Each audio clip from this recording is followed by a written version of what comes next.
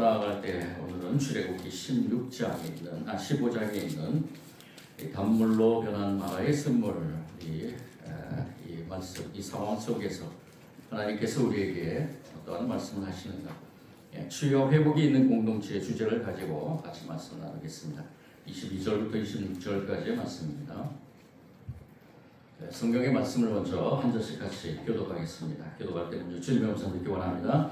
모세가 홍해에서 이스라엘을 인도하며 그들이 나와서 수르 광야로 들어가서 거기서 사흘 길을 걸었으나 물을 얻지 못하고 광야에 이르렀더니 그 물이 있어서 자신이 못하겠으므로 그 이름을 마라가 되었다. 백성이 모세에게 원망하여 이르되 우리가 무엇을 마실까 하매 모세가 여호와께 부르짖었더니 여호와께서 그에게 한 나무를 가리키시니 그가 물에 던지니 물이 달게 되었더라. 거기서 여호와께서 그들을 위하여 옥도와 율례를 정하시고 그들을 시험하시겠습니다. 이르시되 너희가 너희 하나님 나 여호와의 말을 들어 순종하고 내가 보기에 의를 행하며 내 계명의 길을 기울이며 내 모든 규례를 지키며 내가 애국 사람에게 내린 모든 질병 중 하나도 너희에게 내리지 아니하리니 나는 너희를 치료하는 여호와입니다. 아멘. 오늘 말씀을 나누면서 따뜻한 이야기 하나를 좀 소개해 드리겠습니다. 그래서 포온 곳인데요. 어느 엄마가 부엌에서 국을 많이 끓여서 옆집으로 가지고 가는 것을 보고 유치원 다니는 딸 아이가 물었습니다. 엄마는 왜 옆집에 국을 가지고 가는 거야? 옆집 아줌마의 엄마가 갑작스럽게 돌아가셔서 가슴에 상처를 입으시고 누워 계시단다 라고 대답하고 국을 가져다 주고 돌아오니까 딸아이가 무엇을 찾아 가지고 밖으로 나갔습니다. 일회용 반창고를 가지고는 옆집 아줌마에게 간 것입니다. 엄마가 그러는데 아줌마 가슴에 상처가 있다면서요. 일회용 반창고를 붙이면 곧 나을 거예요. 이 딸아이가 가져온 반창고는 마음을 치료해주는 반창고입니다. 반창고에 연고도 없지만 깨끗하고 사랑의 연고가 붙어있기 때문입니다. 따뜻한 이야기죠. 이 이야기의 이 아이의 마음, 어쩌면은 우리 하나님의 마음이 아닌가. 하나님은 슬픈 마음, 괴로운 마음, 억눌린 마음을 치료하시기를 원하십니다. 이스라엘 백성들이 하나님의 나라의 백성으로 모형으로 하나님이 삼으시고 조금 고통스러운 자리지만 애굽의 그 자리에서 하나님은 이 백성들을 키워나가십니다. 숫자도 그렇고요. 많은 큰 민족으로 키워나가면서 이제 하나님의 때가 됐기 때문에 출애굽을 시키고 그 출애굽 과정에서 하나님 끊임없이 이 백성들과의 교제를 통해서 하나님께서 원하시고자 하는 그 모습으로 만들어 가신다는 것을 알게 됩니다. 그런데 이 이스라엘 백성들은 어떤가요? 이 출애굽 애굽에 있을 당시에는 그 표현이 안 나왔지만 출애굽하고서부터는 계속해서 이상하리만큼 원망과 불평이 일어났다는 것입니다. 생각지도 않던 광야에서 생각지도 않던 시련과 궁핍을 만났기 때문이죠. 이 광야의 생활이라는 것, 저와 여러분이 경험을 해보셨는지는 안 해보셨는지 모르겠지만은 제가 이 성지순례를 갔을 때 광야라는 그곳을 가봤을 때는 참으로 그 광야의 40년의 생활이 어떠했을까라는 것이 짐작이 갑니다. 보통 힘든 게 아니죠. 먹을 것과 또 여러 가지 필요한 것들이 풍부하지 않고 오히려 거의 메말라 있다시피 한 이 광야의 생활, 이 광야의 생활에서 한마디로 혹독한 그러한 연단의 그러한 과정을 거치는 그러한 생활을 하게 됩니다. 긴장이 생활인 만큼 심신이 고달팠다라는 것을 짐작하게 됩니다. 이러한 이 출애굽의 그러한 과정에서 이 이스라엘 백성들은 이제 출애굽만 하면은 자신들은 이제 완전히 가나안 땅에 빨리 입성해서 행복하게 살 줄 알았다는 것입니다. 이 이스라엘 백성들의 그 출애굽의 그러한 느낌을 가지고 이 하나님과 어쩌면 광야의 생활을 시작했다고 할 수도 있겠죠. 그렇지만 하나님은 아니었죠. 하나님은 이 백성들에게 하나님께서 주시고자 하는 치유의 은혜를 덧입어 나가기를 원하셨습니다. 왜 그런가? 오늘 말씀의 이 한 상황이 바로 그 증거입니다. 하나님께서는 이 이스라엘 백성들을 이제 홍해를 건너게 하고, 이스라엘 백성들은 참 놀랬죠. 물론 그 전에 출애굽하는 과정에서도 10가지 재앙을 통해서 하나님의 그 능력을 느꼈지만은 이 출애굽에서 이 홍해를 걷는다는 것은 정말로 크나큰 하나님의 기적의 역사였습니다.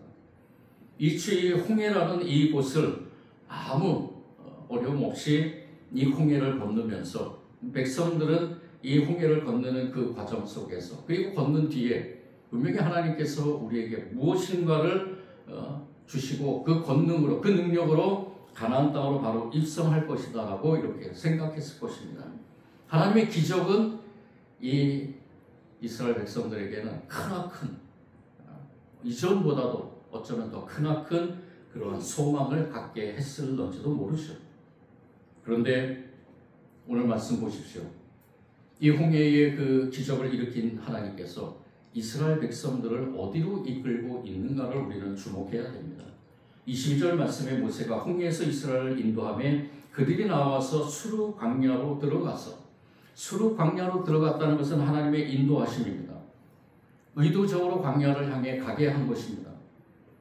이 수르 광야를 거쳐서 3일이나 사흘길을 걷게 하시면서 물이라고는 좀처럼 발견하지 못하는 그 상황 속으로 이끌어 가시는 것을 보게 됩니다. 하나님은 왜 그랬을까? 왜 하나님께서는 홍해를 건너게 한 이 이스라엘 백성들을 바로 가나안 땅으로 들어가게 하지 않고 광야로 인도해서, 그것도 더더군다나 3일 동안 이렇게 물 한 모금 비치지 않는 그러한 곳으로 하나님께서는 인도하셨는가? 이스라엘 백성들은 심히 괴로웠겠죠. 목이 마르고, 이제까지 자신들이 비록 종의 그 신분으로서 애굽에서 살았지만은 많은 것도 그래도 먹고 누렸다는 것입니다. 시시때 때마다 마실 수 있었고, 또 여러 가지 음식을 만들어서 먹을 수 있었고. 그런데 이 3일 길을 지나는 동안 이스라엘 백성들은 물조차도 발견할 수 없는 갈증의 그러한 시련의 그 길을 이 하나님께서 인도했다는 것입니다. 그런데 여기서 더 어처구니 없는 것은 하나님께서 3일 동안 그 광야로 인도하는 곳에서 첫 만남, 즉 그들의 이스라엘 백성들의 눈에 비친 그 물이 써서 마시지 못하는 그러한 물이었다는 것입니다. 이스라엘 백성들을 인도한 그곳이, 하나님께서 이스라엘 백성들을 인도한 그곳이 마라라고 이렇게 명할 정도로 써서 마시지 못하는 그러한 샘물이었다는 거죠. 여기서 한 가지 제가 말씀을 준비하면서 이 마라라는 것이 이전에 마라라는 이름으로 명칭이 되었는가, 아니면은 이후에 이 백성들이 이 이름을 붙인 것일까라는 것을 생각해 봤습니다. 과연 이 마라라는 그 이 이름의 의미는 바로 쓰다라는 것입니다. 내가 한번 지도를 한번 보여드리겠는데요. 이 지도가 바로 그 쪽에 있는, 지금 마라라고 명칭이 되어 있지만은 이스라엘 백성들이 이 출애굽의 여정에서 바로 하나님께서 3일 동안 물을 마시지 못하게 하고 첫 물이 있는 곳으로 인도한 곳입니다. 동그라미 치는 곳이 그곳인데요. 이곳의 명칭을 마라라고 했다라는 거예요. 마라라고 한 것은 쓰다라는 그런 의미입니다. 그 다음에 이전에 이 지역에 살았던 사람들이 그 물을 마시면서 이것은 쓴물이다 라고 이렇게 생각하면서 그 물을 마시고 그곳 이름을 마라라 했는가, 아니면은 이름을 짓지 않고 그냥 그 샘물에 쓴 물을 마셨는가. 그런데 중요한 것은요, 놀라운 것은 이 지역에 살았던 사람들이 그 물을 조금씩 먹었다는 것입니다. 쓴 물이었지만 그곳에 있는 물을 조금씩 먹었다는 거예요. 참 저는 처음 발견한 사실입니다.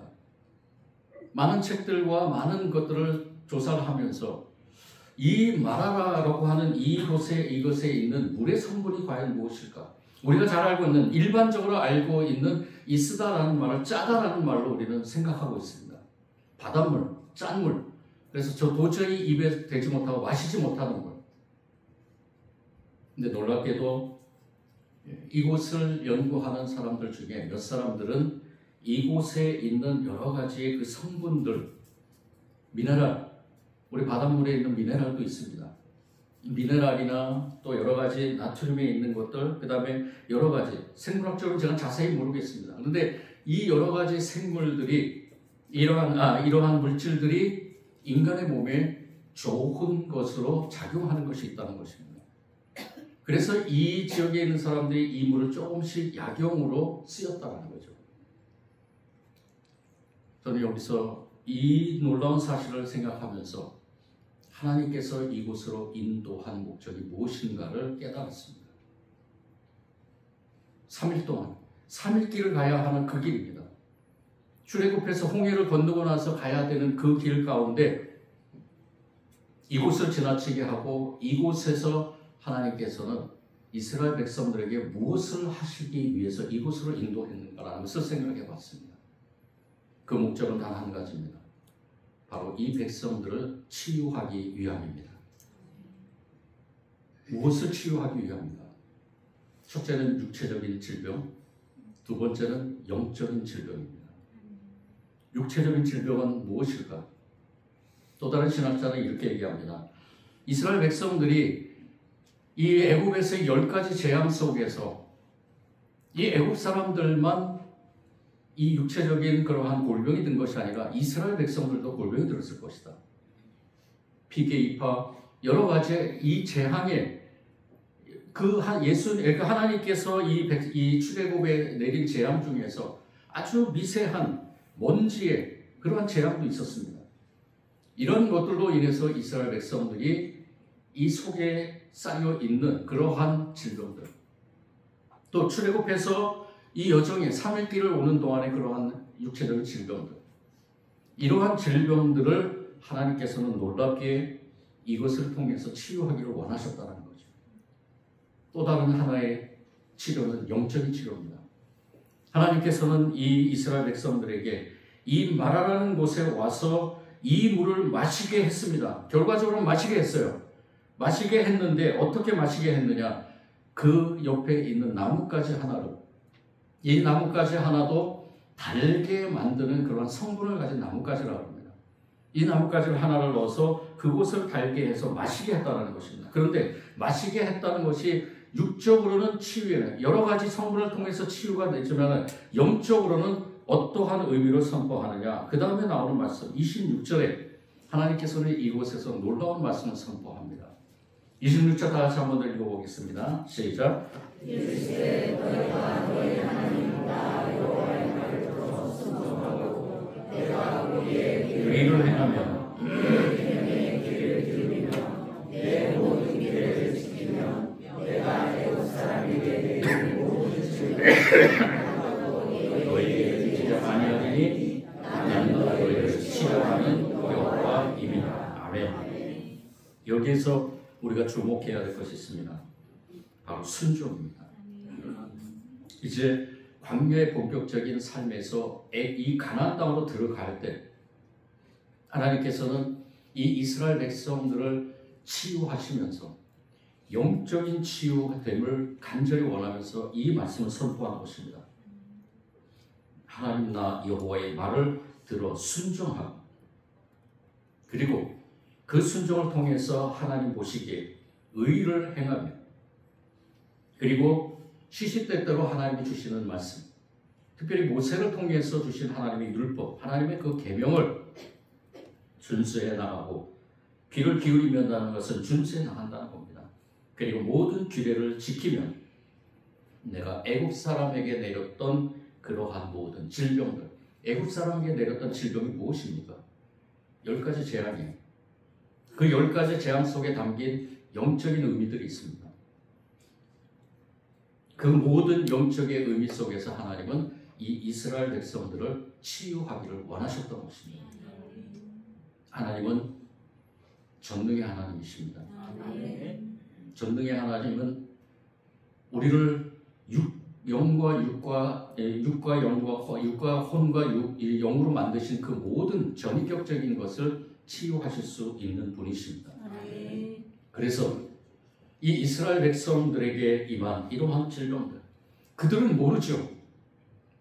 그들은 하나님께서 이 백성들이 어떠한 질병에 걸렸는가를 하나님께서는 이 백성들에게 알려주시면서 모든 것을 지켜 순종하면 모든 것이 치유된다는 것을 말씀하시지만은 이들은 자신의 눈앞에 닥쳐있는 것 때문에, 현실의 모든 것 때문에 그 하나님의 의미를 깨닫지 못합니다.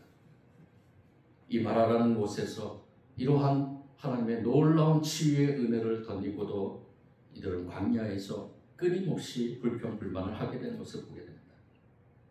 이 마라라는 이곳에서 하나님께서는 놀라운 하나님의 그 치유의 은혜를 내려주시면서 이 치유의 현장에서 이스라엘 백성들과 함께 광야로 향하게 되는 것을 보게 됩니다.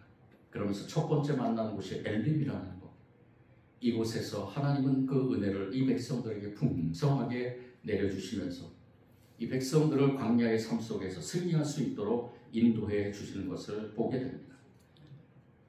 우리가 이 치유의 은혜를 누리기를 원하면서 오늘 이 말씀 가운데서 다시 한번 하나님은 무엇 때문에 이 현장에서 치유하는 하나님이라고 선포했는가를 우리가 깊이 깨닫고 묵상하고 삶에 적용해야 될 줄 믿습니다. 하나님은 10가지 재앙으로 이 이스라엘 백성들에게 임한 육체적 질병과 또한 여러 가지 이 영적으로 고달파 있는, 그리고 영적으로 다시 한번 회복해야 될 이들을 이제 하나님은 그 모든 치유의 은혜를 통해서 이렇게 한 걸음 한 걸음 회복의 은혜의 그 여정을 가게 만드십니다. 비록 이 이스라엘 백성들이 불평하고 불만하고 여러 가지 삶의 여건이 어렵고 힘든 가운데서 인간으로서, 그렇죠, 저와 여러분도 그럴 수 있는 그러한 상황에서 그 뜻없는 그러한 말들을 내뱉지만 하나님은 끊임없이 이 백성들을 치유하고 회복하게 하는 여정을 이뤄가는 걸 보게 됩니다.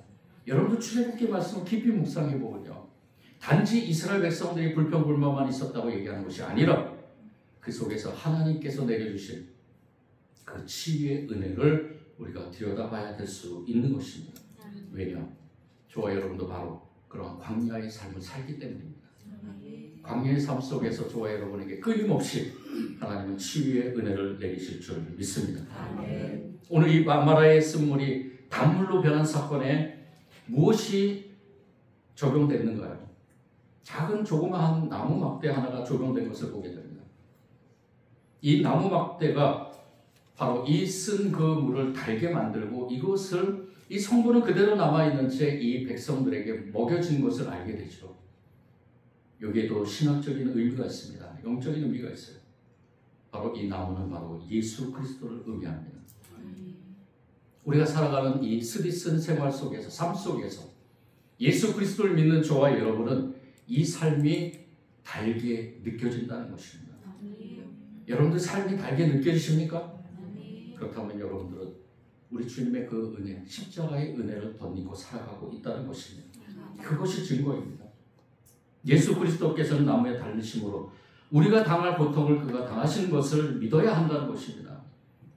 우리가 이를 저질러 놓고, 죄는 우리가 저질러 놓고, 병은 우리가 들었는데도, 저주는 우리가 받았는데도 주님께서는 고통을 받으시고 주님께서 그 나무에 달리사 우리가 마셔야 될 그 쓴물을 주님이 담당하시고 우리는 단물로 우리에게 주신 것입니다. 그러므로 우리는 주님의 말씀을 믿어야 될 것입니다. 하나님의 율법과 계명을 지켜야 됩니다. 이 율법과 계명은 불신자에게 지키라고 주신 것이 아닙니다. 하나님의 백성들이 지키라고 주신 것입니다. 저와 여러분은 끊임없이 그 하나님의 말씀에 순종하며 그 말씀이 이끄는 삶으로 살아나가야 될 줄 믿습니다. 그러면 우리에게 주어진 귀한 축복이 무엇이냐? 계속해서 회복되고 치유되는 내 안에 있는 쓴뿌리들이, 저도 최근에 내 안에 쓴뿌리가 있다는 것을 또다시 한번 느꼈습니다. 여러분들도 있을 것입니다. 어렸을 때 자라왔던 환경이나 또 뜻하지 않는 여러 가지 사고나 또 사업이나 모든 어떠한 일을 했던 간에 그 일 속에서 만난 모든 갈등들, 이것이 우리 안에 쓴뿌리로 작용하고 있습니다. 내가 마시고 싶지 않았던 우리 호흡을 통해서 들어온 이 쓴뿌리들을 우리는 끊임없이 치유해 나가야 됩니다. 그 치유의 은혜는 누구로부터 오는가? 바로 우리 주 하나님으로부터 옵니다. 이 땅에 어떠한 양력도 그 치유의 모든 것을 완전하게 치유할 수 없다는 건 저와 여러분이 잘 알고 있습니다. 이러한 치유의 은혜를 예수 그리스도의 이름으로 저와 여러분이 이 치유의 은혜를 누리면서 한 걸음 한 걸음 가나안 땅을 향해서 걸어가는 저와 여러분인 줄 믿습니다. 아멘. 여러분들의 가나안 땅의 그 입성의 어느 부분에 와 있는지, 광야의 어느 부분에 와 있는지, 우리가 각자의 그 광야의 여정이 다를지라도 우리가 똑같이 누리는 것은 바로 하나님의 치유의 은혜인 줄 믿습니다. 아멘. 우리가 잘 알고 있는 헬렌 켈러는 삼중고의 고통을 겪으면서 평생을 살았죠. 저는 저 사진을 준비하면서 참 깊이 바라보는데 얼마나 평안한 모습이었을까, 얼마나 평안한 모습이었는지 저는 좀 느꼈습니다. 굉장히 평안한 모습이었다라고 생각이 들었습니다. 여러분들 삼중고 아시죠? 듣지 못했고, 말하지 못했고, 보지 못했고, 한 가지만이라도 우리에게 있다면, 저도 생각해 봤어요. 제가 만약에 보지 못한다면, 여러분들 보지 못한다면, 만약에 여러분들의 말을 제가 듣지 못한다면, 만약에 여러분들의 전하고 싶은 이러한 말씀들을 전하지 못한다면, 내 입이 막혀서 전하지 못한다면, 물론 저는 이 길을 가지 못했겠죠. 그렇다면 나는 어떠한 삶을 살았을까? 한 가지도 아니고 우리가 인생에서 일어날 수 있는 그러한 일들 중에서 이 삼중고를 겪은 헬렌 켈러, 그런데도 이 헬렌 켈러는 끊임없이 고백한 말이 있었다 그럽니다. 헬렌 켈러가 살던 집에 이런 글귀가 써 있다고 하죠. 나에게는 하루도 행복하지 않는 날이 없었다. 참으로 어떻게 이렇게 고백을 할까? 나에게는 하루도 행복하지 않는 날이 없었다.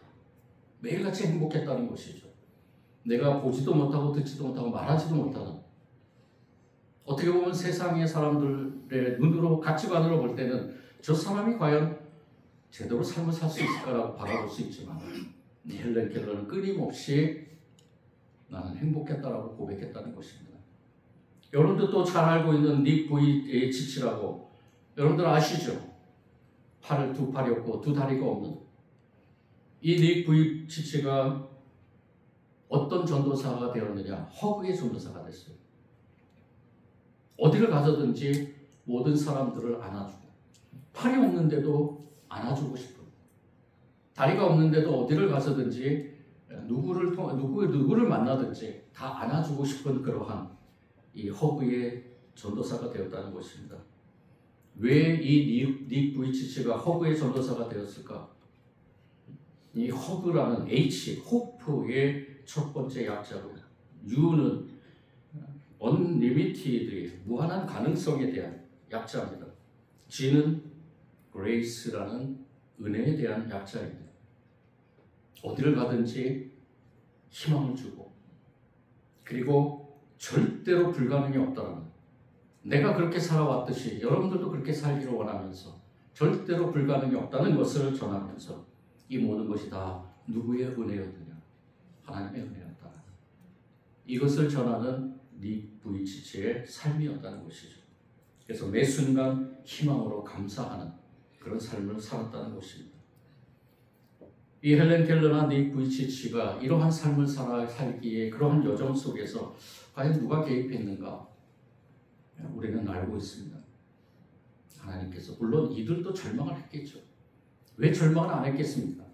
인간이라면은 나의 모습을 바라보고 내가 살아가는 그 삶 속에서 다른 사람과 비교할 때 수많은 절망감에 빠져들었을 것입니다. 그런데도 이렇게 희망과 감사의 생활로 늘 행복했다고 고백할 수 있는 가장 큰 원동력은 어디에서 비롯됐는가? 그것은 하나님의 치유의 역사였다는 것을 알게 됩니다. 저와 여러분도 하나님의 치유의 역사를 이뤄갈 줄 믿습니다. 원망은 질병의 쓴뿌리가 됩니다. 감사가 없는 사람은 내면의 세계로 황폐하게 됩니다.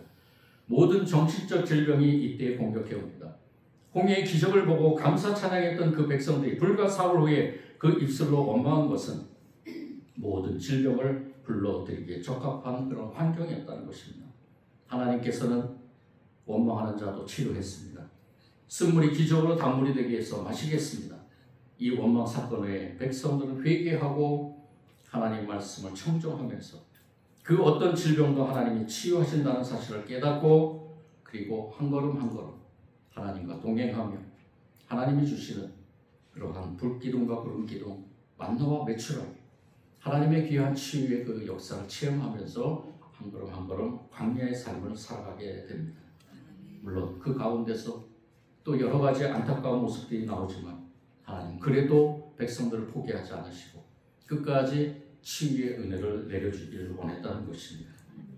오늘 이 말씀을 통해 저와 여러분이 한 가지 깊이 묵상하며 적용할 것이 있습니다.